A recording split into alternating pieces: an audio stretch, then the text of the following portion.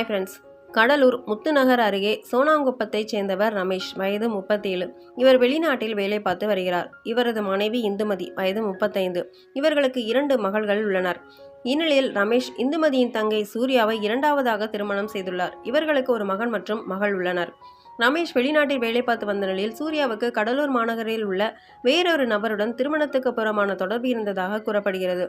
இதற்கு ரமேஷ் பலமுறை கண்டனம் தெரிவித்துள்ளார்.